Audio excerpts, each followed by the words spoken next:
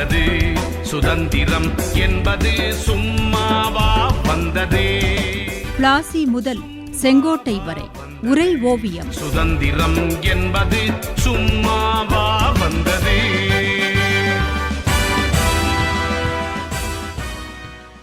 நேரடி நடவடிக்கை நாள் உண்மையில் மிக மோசமான விளைவுகளைத்தான் ஏற்படுத்தி இருக்கிறது தாயே.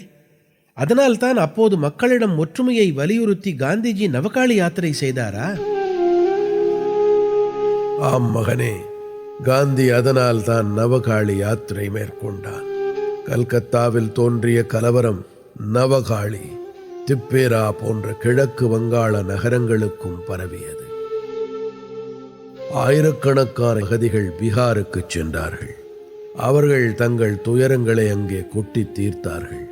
பீகாரில் இனக்கலவரம் பரவியது.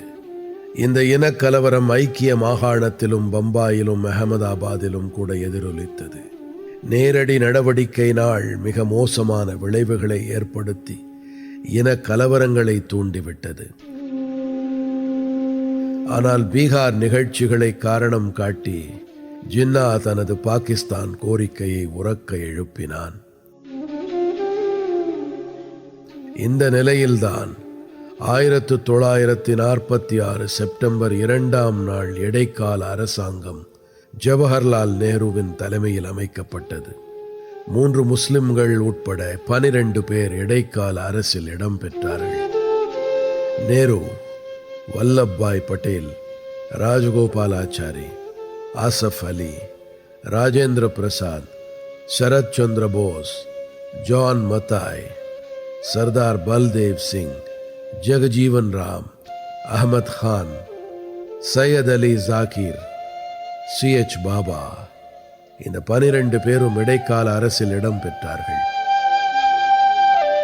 இது ஒரு தற்காலிக தேசிய அரசாங்கம் என்றார்கள் காங்கிரஸ்காரர்கள்.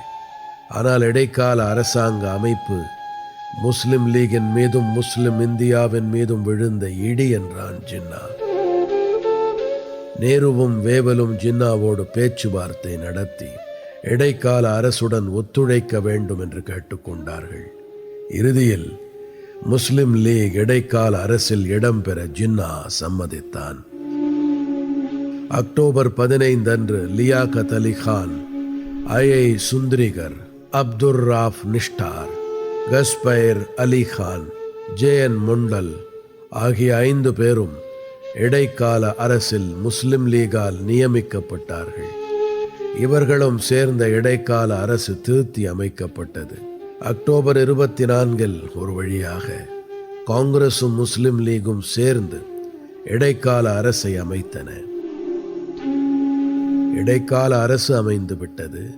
ஆனால் அது ஒழுங்காக செயல்பட முடியவில்லை. இலாக்காக்களை பிரிப்பதிலேயே காங்கிரசுக்கும் லீகுக்கும் முரசல்கள் தோன்றின. உள் விவகாரத்துறை வேண்டும் என்று லீக் கேட்டது. வல்லப்பாய் பட்டேல் அதை விட்டுக் கொடுக்க மறுத்தான். இறுதியில் நிதி, செய்தி, வர்த்தகம், சுகாதாரம், சட்டம் ஆகிய துறைகளை லீகுக்கு கொடுத்தார்கள். முஸ்லிம் லீக் உறுப்பினர்கள் அக்டோபர் 26ஆம் தேதி பதவியேற்றார்கள். அவர்கள் பதவியேற்ற நாளிலிருந்து இடைக்கால அரசு ஒரு குழுவாக செயல்பட முடியவில்லை. கூட்டு பொறுப்புணர்வு என்பது கானல் நீரானது. முஸ்லிம் பிரிவு, காங்கிரஸ் பிரிவு என அரசாங்கம் 2 கூறுகளாக பிரிந்து தனித்தனி தலைமையின் கீழ் செயல்பட்டது. லியாகத் அலி கான் முஸ்லிம் உறுப்பினர்களை மட்டும் வைத்துக்கொண்டு தனியே விவாதித்து வந்தான். நிதித்துறையை கையாண்ட அவன் வர்த்தக சமூகத்தின் முதுகெலும்பை முறிக்கக்கூடிய வகையில் வரவு செலவு திட்டத்தை ஒரு சார்பாக தயாரித்தான். இப்படி ஒரு குற்றச்சாட்டு லியாகத் அலி கான் மீது சுமத்தப்பட்ட போது காங்கிரசார் அதிர்ச்சி அடைந்தார்கள். இதனை அபுல் கலாம் ஆசாத் வெளிப்படையாகவே கூறினான். ஒரு ஏவலரை கூட நிதி இலாக்காவின் அனுமதியின்றி வேலையில் அமர்த்த முடியாதென்று நிலைமை குறித்து எழுதினான் அபுல் கலாம் ஆசாத். முஸ்லிம் லீகுடன் சேர்ந்து அரசாங்கத்தை நடத்துவது என்பது கழுத்தில் கருங்கல்லை கட்டிக்கொண்டு கடலில் நீந்துவது போன்றது என்று காங்கிரசுக்கு தோன்றியது.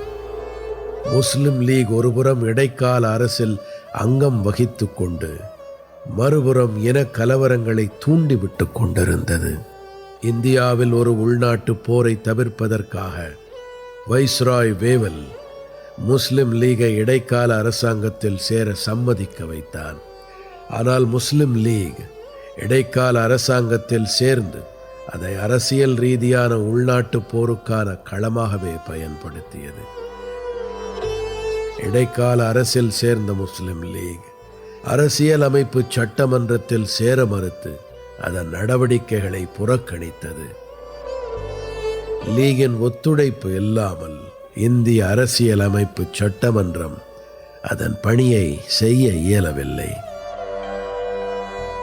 இந்தியா முழுவதுக்குமான அரசியலமைப்பு சட்டமன்றத்தில் கலந்து கொள்ளாத முஸ்லிம் லீகுக்கு இடைக்கால அரசில் தொடர்ந்து இருக்க தகுதியில்லை என்று காங்கிரஸ் வாதிட்டது.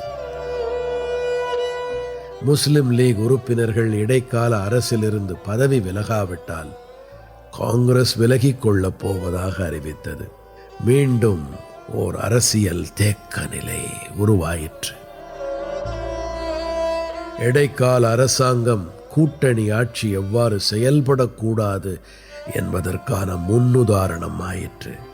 எப்படி நேருவின் தலைமையில் செயல்பட்ட இடைக்கால அரசாங்கம் முஸ்லிம் லீகின் பிடிவாத போக்கால் செயல்பட முடியாமல் ஒரு மாபெரும் தோல்வியை சந்தித்தது.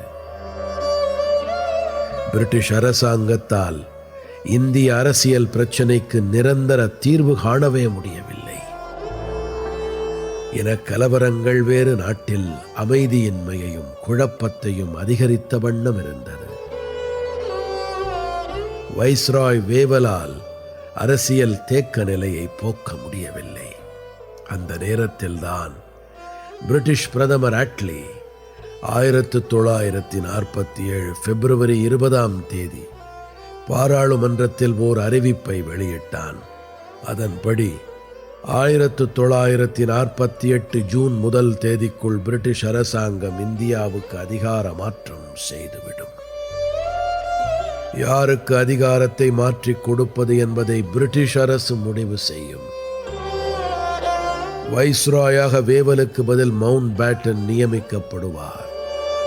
புதிய வைஸ்ராய் இந்தியர் கைகளுக்கு அதிகாரத்தை மாற்றிக் கொடுப்பார் என்று அறிவித்தான் அட்லி. இந்த அறிவிப்பு இந்தியாவில் பெரும் வரவேற்பை பெற்றது.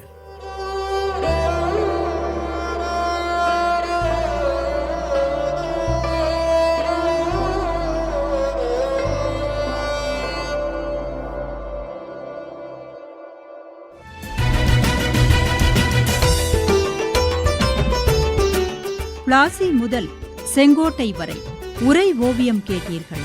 ஆசி கூறி வாழ்த்திடவே அஞ்சிடுவார் பெரியோர், மாசு பேசி மயக்கிடவே முனைந்து நிற்கும் சுற்றம். இருந்த போதும் லட்சியத்தில் வீறு நடை போட்டு